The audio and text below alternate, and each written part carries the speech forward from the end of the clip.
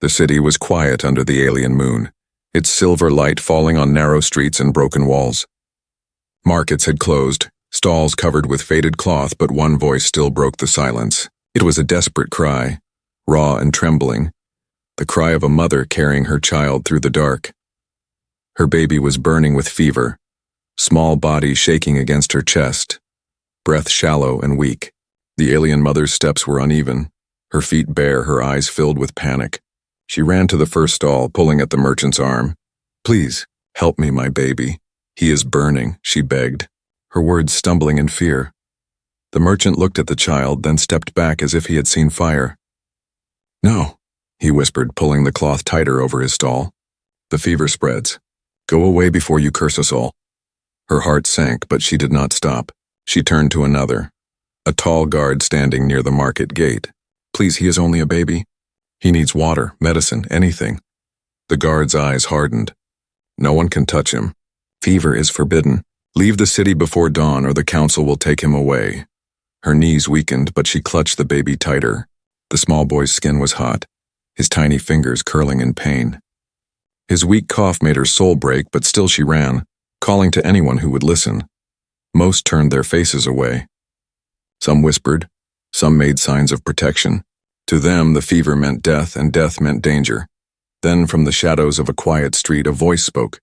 It was not harsh, not cold, but steady and calm. "I'll look at him." The mother turned, her eyes wide. A human stepped forward. His clothes were simple, patched and worn, his face lined with both age and hardship. Yet there was something in his eyes that no other carried: determination. "You?" she whispered, almost in disbelief. "Why would you—" He walked closer, hands open to show no threat. "Because he's a child," he said, "and children don't deserve to suffer." The crowd that had gathered gasped. Whispers ran like wind. "A human," they said to each other. "Does he want to touch the fever? He will die. He is mad." But the human did not stop. He knelt beside her, lowering his voice so only she could hear. "Give him to me for a moment. I know how to help." Her arms tightened around her baby. Could she trust him? He was an outsider, a stranger in their world. Yet no one else had moved. Not one soul had stretched a hand toward her child. The boy let out a weak cry, almost like a dying bird. Her heart cracked. She looked at the human again. His eyes did not waver. They held no fear, only resolve. Slowly, trembling, she placed her baby in his arms. The child felt like fire, sweat soaking through the human's shirt. He frowned, his hand moving gently over the boy's forehead. "Fever's high," he muttered. "If we don't bring it down, he won't last the night." The mother's breath shook. "What will you do?" He looked at her. "The old ways," he said simply. "Water, cool cloths. Watch his breath, and I'll stay awake all night." The crowd behind them laughed bitterly. "Foolish human," one said. "Our healers cannot cure such fever. What makes him think he can?" But some did not laugh. Some only watched, silent, as the human carried the child and walked toward his small shelter at the edge of the market. The mother followed close, afraid yet desperate. Inside the shelter, the human placed the boy on a worn blanket. He fetched a clay bowl, filled it with water, dipped a cloth, and pressed it gently to the child's forehead. The baby whimpered softly, tiny chest rising and falling in shallow breaths. The human did not flinch. He moved with patience, changing cloths, whispering soft words, and checking the boy's breathing again and again. The mother knelt near, tears sliding down her face. Why are you doing this for us? You don't even know my name." He paused, his hand still on the boy's head. For a moment he looked far away, into memories only he could see. Then he spoke. "Once," he said quietly, "my little sister had the same fever. Back on Earth, I stayed with her all night, just like this. I couldn't save her. But maybe tonight I can save him." The mother covered her mouth, her heart breaking for both the child and the man before her. She realized this was not only about her baby. For him it was a wound that had never healed. Outside, the moon climbed higher. The city slept, but inside the small shelter, one human fought against the fire of fever with nothing but water, cloth, and a promise. The child stirred weakly, a faint sound escaping his lips. The human leaned close, whispering, "Stay with me, little one. Don't give up. Not tonight." The mother's tears fell onto the blanket. She did not know if dawn would bring life or death, but for the first time, she felt she was not alone. and the human, eyes heavy but unblinking, swore silently to himself. This child will not die. Not while I'm here. The night stretched long and heavy, filled with shadows and silence. The human sat by the small fire in his shelter, his eyes fixed on the tiny form lying on the old blanket. The alien baby's breathing was shallow, each rise and fall of the chest weaker than the last. Sweat shone on the child's forehead, but at times his skin turned frighteningly pale. The mother sat close, her hands trembling, her lips moving in silent prayers to gods who never seemed to answer. She wanted to help, to do something, but her fear was stronger than her courage. She could only watch as the stranger, a human no one trusted, fought for her child's life. The human worked with steady hands. He soaked the cloth in cool water, wrung it and placed it gently over the baby's head. He whispered soft words under his breath, not sure if the child could hear but hoping the sound gave comfort. "Stay with us, little one," he said quietly. "Don't let go." The baby whimpered, a weak sound that still carried pain. The human's jaw tightened. He remembered the last night with his sister back on Earth. She had burned with fever, too. He had done the same things. Cool cloth, water, endless watching. Yet she had slipped away in the early hours of the morning. He shook his head to drive away the memory. Not this time, he told himself. This one will live. "I will not lose again." The mother leaned forward, her eyes searching his face. "You are not afraid?" she whispered. He did not look up. "Of course I am," he said. But fear won't help him breathe. She lowered her head, ashamed. Everyone else had run. Everyone else had turned her away. Yet this man, a stranger, stayed when the danger was at its worst. Outside, the city remained silent, but shadows moved in the streets. A few guards had heard whispers that the human had taken in the sick baby. They watched from the corners, waiting for orders. If the fever spread, the council would blame him. Inside the shelter, the human ignored the danger. His whole world had shrunk to the little boy. He noticed small changes. The baby's skin sometimes cooled, then burned again. His breathing slowed, then sped up. It was like watching a candle flame in the wind, ready to die at any moment. The human prepared a small bowl of crushed herbs he had gathered earlier. Earth plants did not grow here, but he had studied the local ones, learned which leaves soothed fever and which poisoned blood. He boiled the mixture in a pot, the bitter smell filling the room. The mother covered her nose, frowning. "What is that?" "Medicine," he said. "Not from your healers. Old knowledge. It might help." She hesitated, fear rising again. What if it made the baby worse? But then she looked at her son's face, red and sweating, lips trembling with each breath. She nodded quickly. "Do it, please." The human dipped a cloth in the liquid, squeezed it, and pressed it lightly to the child's lips. A few drops touched the baby's mouth. For a long moment, nothing happened. Then the baby swallowed weakly, a faint reflex, but it was something. The human let out a slow breath. "Good," he murmured. "That's good." The mother clutched her chest, tears spilling down. She wanted to believe, but fear still twisted inside her. "What if he dies?" she asked, her voice breaking. The human looked at her, his face hard. "Then at least he won't die alone." "But I don't think he will. Not tonight." Hours passed like years. The human never closed his eyes. He changed the cloth again and again, kept the water cool, whispered soft words to the child. The mother drifted into half-sleep, her body weak from exhaustion.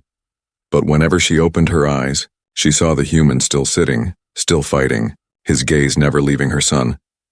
At one point, the baby gave a sudden, sharp cough. The sound echoed in the quiet shelter, making both adults freeze.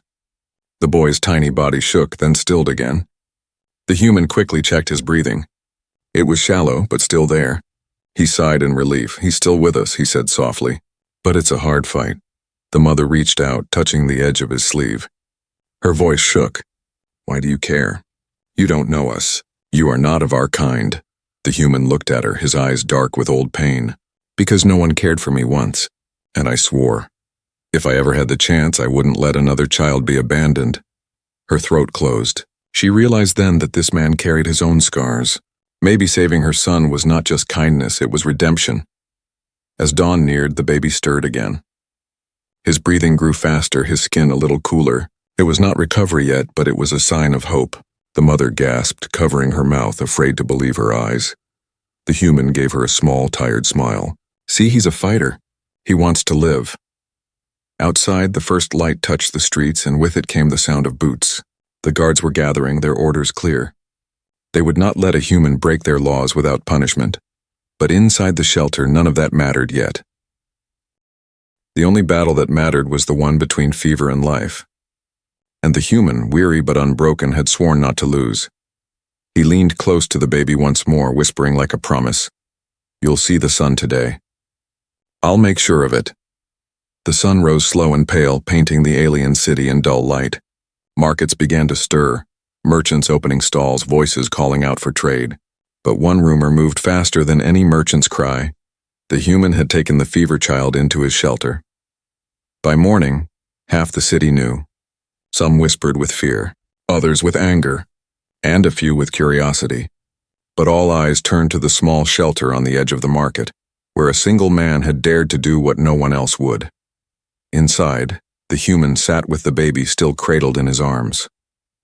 His eyes were red from lack of sleep, his face lined with exhaustion, but he did not leave his post. The baby's breathing was steadier now, though weak. The fever had not broken, but something had changed. It was no longer just fire. It was a battle. The alien mother watched in silence, her heart torn between hope and fear. She wanted to believe her child would survive, but doubt whispered cruelly in her mind. What if the fever returned stronger? What if trusting the human had been a mistake? Her thoughts broke when heavy boots sounded outside. The wooden door of the shelter shook as 3 guards entered without waiting for permission. Their armor gleamed in the morning light, and their faces were cold and sharp. One of them, taller than the rest, stepped forward. His voice was deep and filled with authority. You have broken the law, human, the mother gasped, rising to her feet. Please don't take him. My baby is still sick. The guard's eyes did not soften. The council forbids anyone from touching fevered children. You know this. The disease can spread and destroy many lives. Hand him over. The human stood slowly, holding the child close. His back straightened despite his exhaustion. If I hand him over, he said calmly, he'll die. Your council won't care for him. You'll burn him in the pit like waste. The mother's face went pale. She knew his words were true. Children who caught this fever were taken away by the council, never to be seen again. Everyone whispered of fire pits and silent burials. The guards stiffened at the human's boldness. You dare accuse the council? The tall one growled. You are not even of our kind. You are nothing but an outsider. The human's voice grew harder. Outsider or not, I will not let this child die. The guards drew closer, hands on their weapons. The mother rushed between them, spreading her arms wide. No, please, he is all I have. Let the human try. He saved him through the night. He gave him hope when no one else cared. The guards hesitated. For a moment, doubt flickered in their eyes. They had heard the whispers, too. They had seen the human carry the child when all others had turned away. But fear of the council weighed heavier than compassion. The tall guard's jaw tightened. Step aside, he ordered. The mother's knees shook, but she did not move. Tears ran down her face. Kill me if you must, but you will not take him. The human looked at her, surprised by her courage. Then he stepped forward, placing himself between her and the guards. The baby was pressed gently against his chest, protected by his arms. His voice was steady, though his body was weary. If you want to take him, he said, you'll have to go through me. The shelter grew tense, silence heavy like a blade about to fall. The guards exchanged uneasy glances. To strike a human was not forbidden, but it was dangerous. Humans had strange ways, unpredictable strength. And more than that, people were gathering outside, drawn by the noise. Faces appeared at the doorway, curious eyes peering in.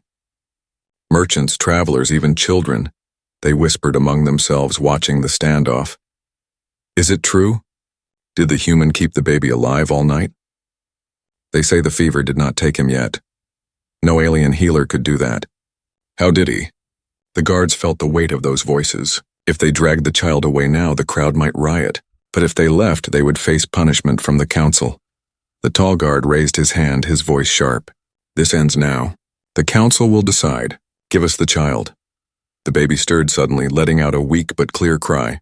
The sound filled the shelter, cutting through the tension like a blade.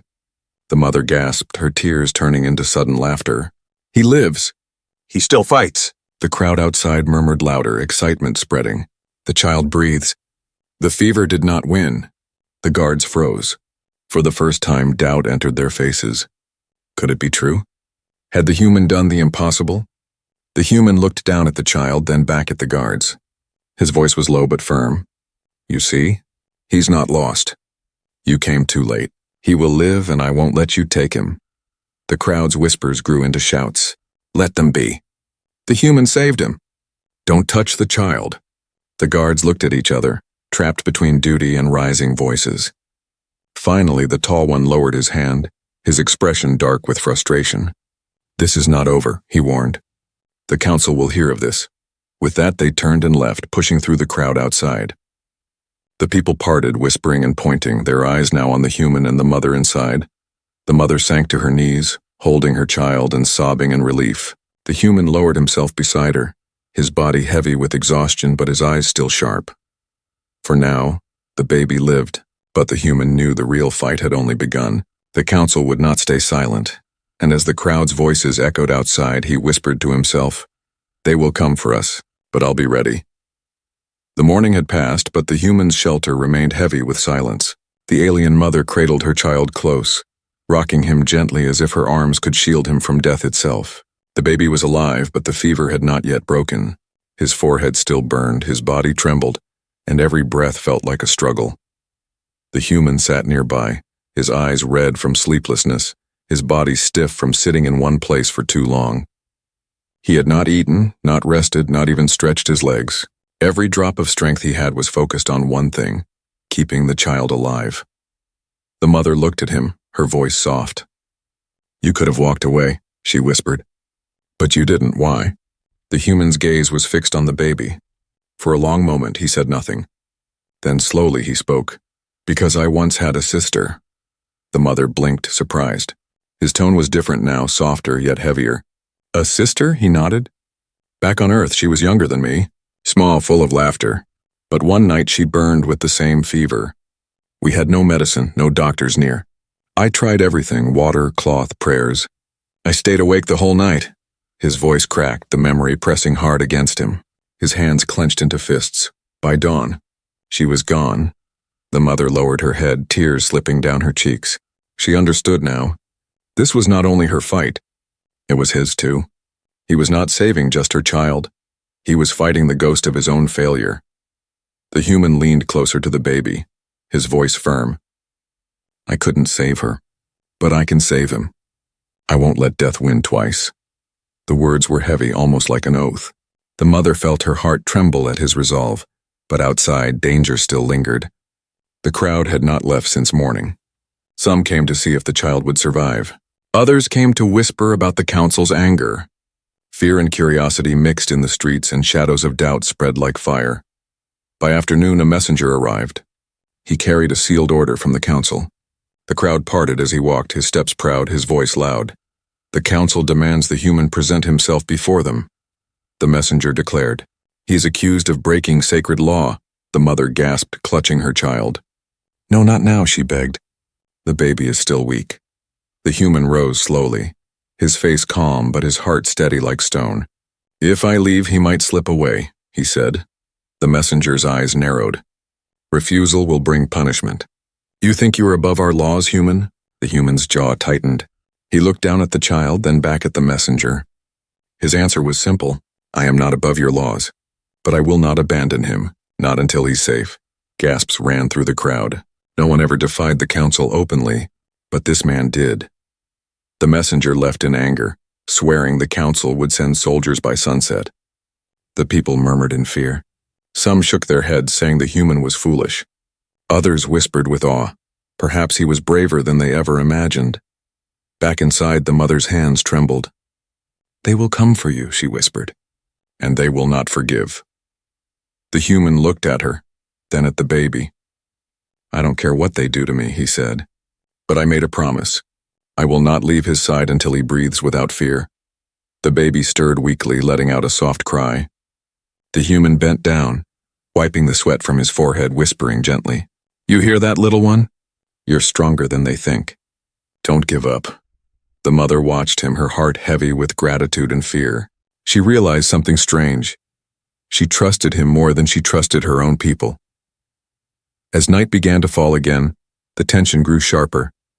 Outside, soldiers were preparing to march. Inside, the human's fight continued, his hands steady, his eyes never closing. At one point, the baby grew frighteningly still. His chest barely moved, his lips pale. The mother screamed, shaking him lightly. "No, please don't leave me." The human grabbed a cloth, dipped it quickly in cold water, and pressed it against the boy's head and chest. He whispered fiercely, his voice shaking. "Stay, breathe, you little fighter. You're not done yet." For a moment it felt as if time stopped. Then slowly the baby coughed, air filling his lungs again. His body twitched, then relaxed. The mother sobbed, clutching the human's arm. "You saved him," she cried. The human's face softened, but his eyes remained sharp. "Not yet. The fever still burns, but he's not giving up. Neither will I." Outside, the sound of marching feet grew louder. The council's soldiers were coming, their shadows stretching long under the torchlight. The human looked toward the door, then back at the child. His voice was low, steady, and unshakable. "Let them come," he said. "I made a promise. This child will see another dawn, and I'll keep that promise even if it costs me everything." Night had fallen again, heavy and tense, the city filled with whispers. The council's soldiers stood ready outside the shelter, their armor shining under the torches. People gathered in the streets waiting to see what would happen next. Inside, the air was thick with fear and exhaustion. The alien mother held her child close, her face pale with worry. She could hear the soldiers outside, but her heart was fixed only on the weak rise and fall of her baby's chest. The human knelt beside them, his eyes dark from sleepless nights. His hands moved with care, pressing cool cloths to the child's forehead, whispering words of comfort. He had done this for 2 nights now, with no rest. His body screamed for sleep, but his will kept him strong. The fever still clung to the baby, but something small had changed. The child's skin was not as hot as before. His breathing, though weak, was steadier. It was a fragile hope, but to the human it was everything. The mother noticed it too. Her eyes widened as she touched her son's face. He feels cooler," she whispered, hardly daring to believe it. The human nodded slowly, his lips curving in a faint smile. "Yes, the fire is fading. He's fighting it." Tears filled her eyes. She pressed her forehead to her child's, whispering thanks over and over. "Thank you. Thank you." But their moment of relief did not last. The shelter door creaked as it opened. Soldiers stepped inside, their torches casting long shadows on the floor. The tall captain from before entered first, his voice sharp. "The council demands the child," he said. "You cannot defy them any longer." The mother clutched her baby tighter, shaking her head. "No, he's getting better. Can't you see? He's alive because of him." She pointed to the human, her eyes wild with fear. The captain's expression did not soften. "The council believes the fever is a curse. This is law." The human rose to his feet, standing between the soldiers and the mother. His voice was calm, but there was steel beneath it. "Your law is wrong. Look at him. He's still breathing. The fever can be beaten. Don't you see?" The soldiers shifted uneasily. They had expected to find a dead child, a lifeless body ready to be carried away. But now the boy stirred faintly, his small hand twitching as if reaching for something. One of the younger soldiers stepped closer, his eyes wide. "Captain, look," he said softly. "The child moves, his skin. It's not burning anymore." The captain's jaw tightened, but he hesitated. He had seen many fevered children, and none had survived past the second night. But this one was still alive. The crowd outside pressed closer to the door, their voices rising. "Is it true? Did the baby survive? Did the human save him?" The human bent down, brushing the child's forehead. The boy gave a faint cry, weak but clear. The sound filled the shelter, breaking the silence. The mother gasped, tears streaming down her face. She kissed her child's head, sobbing with joy. "He lives. He still lives." The crowd outside erupted with shouts. The fever was beaten. The human saved him. Hope. The soldiers exchanged uneasy glances. The captain's authority was slipping, drowned out by the voices of the people. The human turned, his gaze firm. "You see? This child is proof. The fever is not a curse. It can be fought. Your council hides the truth out of fear." The captain's eyes burned with anger. "You speak like you are one of us, but you are not. You are a human, The human stepped closer, his voice low and steady. Maybe that is why I could see what you could not. Fear blinded you, but a child's life is worth more than fear. The captain clenched his fists, but the murmurs outside grew louder. If he tried to take the child now, the crowd might rise against him. He gave a sharp order and the soldiers withdrew, leaving only the weight of their threat behind. The mother sank to her knees, holding her baby close. She looked up at the human with eyes full of gratitude and awe. "You gave him back to me," she whispered. "I will never forget." The human's face softened, though exhaustion lined every feature. He touched the boy's hand gently. "He's stronger than we thought.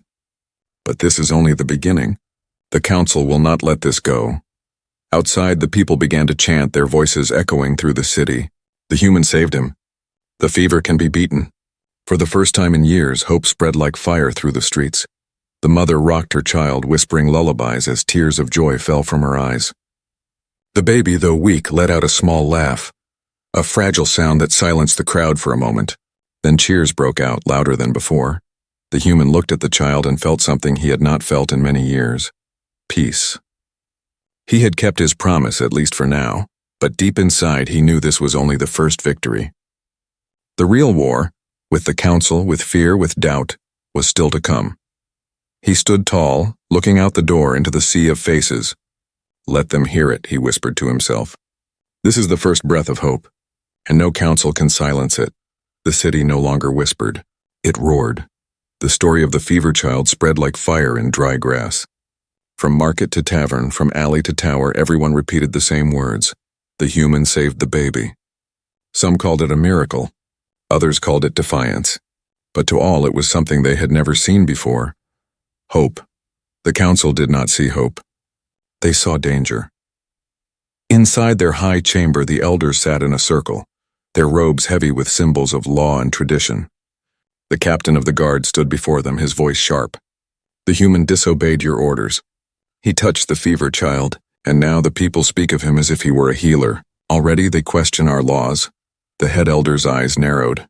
No alien should have survived the fever. If he did, then it means the human carries forbidden knowledge. Such knowledge is a threat. Another elder leaned forward.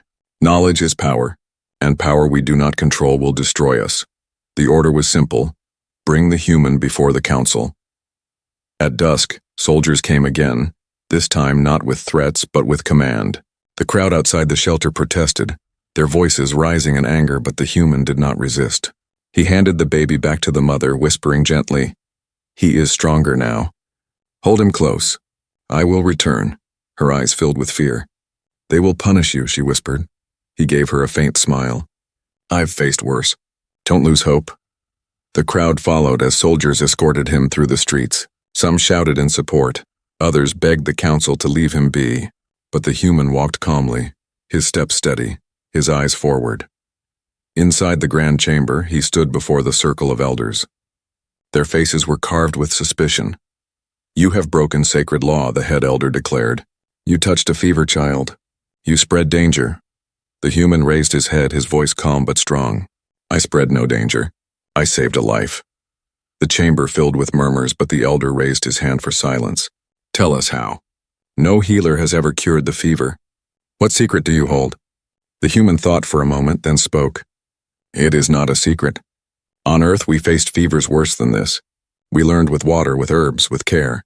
Not every sickness is a curse. Sometimes it is only a battle. And battles can be won." The elders frowned, their robes rustling as they shifted. To them his words sounded simple, almost foolish. But they carried danger, for they broke the foundation of their fear. One elder hissed, "If the people believe you, they will no longer obey us. They will no longer fear the fever. They will no longer need the council's protection." Another's voice was colder. "A human who can heal what we cannot is a dangerous gift. He is not hope, he is a threat." The human did not flinch. "If knowledge is dangerous, it is only dangerous to lies. Why do you fear what can save your children?" The chamber shook with angry voices. "Arrogant. Outsider. He dares challenge us." The head elder's voice silenced them all. "You speak boldly, human. But do you not see? If your methods spread, the people will question everything. They will no longer fear our laws. Chaos will follow. That is why you cannot be allowed to stay." The human's jaw tightened. He had expected this. He looked straight at the elders. You fear losing control? That is why you call me dangerous. But the truth is not mine to keep. The truth belongs to every mother, every father, every child. They deserve to know their children are not cursed to die. The doors of the chamber opened suddenly. It was the alien mother, her baby in her arms. She had forced her way past the guards, tears shining on her face. My child lives because of him, she cried, her voice echoing across the chamber. You call him dangerous? No, he is the only one who showed mercy when you turned away. If he had not stayed, my baby would be ash in your pits. Gasps filled the hall. The people who had followed her into the chamber shouted in agreement. The child lives. The human saved him. He is no curse. The council's faces darkened. The tide of voices was turning against them. The head elder raised his hand again, his voice like stone. Silence.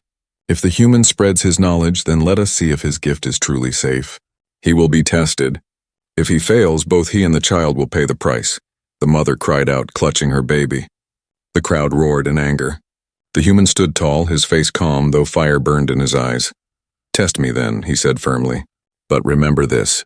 If knowledge is dangerous, it is only dangerous because it breaks chains. And I will break every chain you use to bind them. The elders glared at him, but deep down a shadow of doubt flickered in their eyes. The human's words carried a weight they could not silence so easily. The baby stirred in his mother's arms, letting out a small laugh. The sound was soft but clear, and it spread through the chamber like light cutting through darkness. The crowd whispered one word again and again. Hope. And in that moment, even the council felt the grip of fear loosening. The council chamber still echoed with the sound of the baby's laugh. It was soft, fragile, but to the crowd it felt like thunder, shaking old walls and breaking chains of fear. The alien mother held her child high, her voice trembling with joy. He lives because of the human. He lives because of his courage. The crowd erupted, their voices rising like a storm. Hope! The fever can be beaten. No more pits. The elders sat in silence, their authority cracking under the weight of so many voices. They had ruled through fear for generations. But now one child's weak laugh was stronger than all their laws. The head elder's hand trembled as he lifted it. Silence, he commanded. But the voices did not stop. Even the guards at the chamber doors hesitated, their eyes shifting from the council to the human who stood tall and unbroken. The human's gaze swept across the hall. He saw mothers clutching children, fathers with tears in their eyes, young ones staring at him with awe, and for the first time he realized the truth. He was no longer just one man fighting for one child. He was fighting for them all. The head elder tried again, his voice sharp. This human is dangerous. He threatens our laws. If we allow him to spread his ways, chaos will. The human's voice cut across his words, steady and clear. No. Chaos is letting children die when they could live. Chaos is calling sickness a curse instead of fighting it. What I bring is not danger, it is life. The chamber went silent. Even the elders could not answer at once. The mother stepped forward, tears streaming. She knelt before the human, placing her child in his arms. You saved my son when no one else dared. If they call you dangerous, then I say let danger live because it brings life. The human held the baby gently. The child's fever had weakened. His skin was cooler, his breathing steadier. For the first time, the boy's eyes opened wide, bright and alive. The human's chest tightened. He whispered softly so only the child could hear. You made it. You're stronger than the fire. The crowd gasped at the sight. Hope spread like sunlight through the chamber. One of the younger guards stepped forward, removing his helmet. His voice was quiet, but it carried. My brother died from the fever. If the human had been there, maybe he would still live. I believe him. Others followed. Voices rose one after another. He saved the child. Let him stay. Teach us! The elders shifted nervously. Their power was slipping faster than sand through fingers. If they punished the human now, the people might rebel. But if they accepted him, their ancient rule of fear would end. The head elder's face was pale. His voice cracked like old stone. Then let it be so. The human may stay. But know this. If his knowledge brings harm, the blame will be his. The crowd erupted in cheers, their voices drowning out the council's warning. For the first time in generations, fear did not rule the chamber. Hope did. The mother fell to her knees, weeping with relief. Thank you, she whispered to the human. Not just for saving my son, but for saving us all. The human placed the child back in her arms. His voice was soft, but his eyes shone with fire. He saved himself. I only stayed with him. Remember that. Every child is stronger than we think. As the crowd spilled into the streets carrying the story of survival with them, the city began to change.